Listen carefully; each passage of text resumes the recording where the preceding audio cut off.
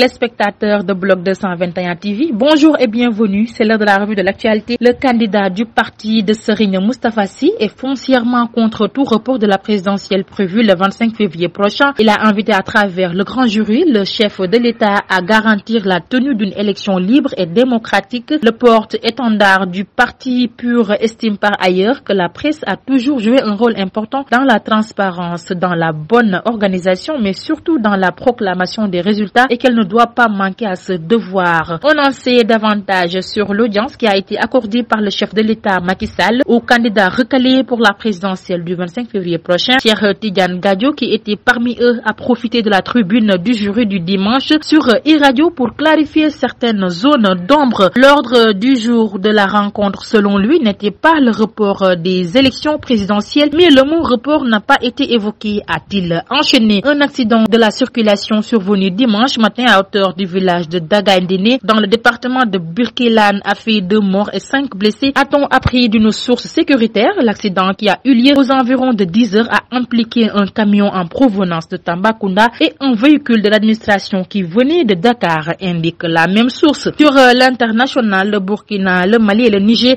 ont annoncé dans un communiqué officiel conjoint leur retrait de la CEDEAO avec effet immédiat. Après l'annonce de ce retrait, la CEDEAO se dit prête à une solution négociée. Également dans un communiqué publié ce dimanche, l'annonce a été faite simultanément dans les journaux de la mi-journée sur les antennes de télévision publiques des 3 pays. Le communiqué commun est signé par le Malien Assimi Goïta, le Burkinabé Ibrahim Traoré et le Nigérian Abdourahmane Tiani. Influence étrangère, manque d'appui dans la lutte contre le terrorisme, sanctions économiques inacceptables. Les arguments pour annoncer ce départ de la CEDEAO sont développés dans le communiqué lu au Mali par le colonel Abdoulaye Maïga, porte-parole du gouvernement. Au moins 3 militaires américains ont été tués et plusieurs blessés dans une attaque au drone en Jordanie, a annoncé dimanche Washington. Le président Joe Biden pointe du doigt les groupes proches de l'Iran et promet des représailles sur Jordan TV, la chaîne publique du royaume jordanien. Le porte-parole du gouvernement, Mohamed Moubaïdine, ministre de la communication, déclare que l'attaque qui a tué 3 militaires américains visait la base d'Al-Tanf en Syrie. À noter que c'est la première fois que des soldats américains sont tués au Moyen-Orient depuis le début de la guerre entre Israël et le Hamas à Gaza. En Turquie, une personne a été tuée ce dimanche dans une attaque à l'arme à feu contre une église catholique italienne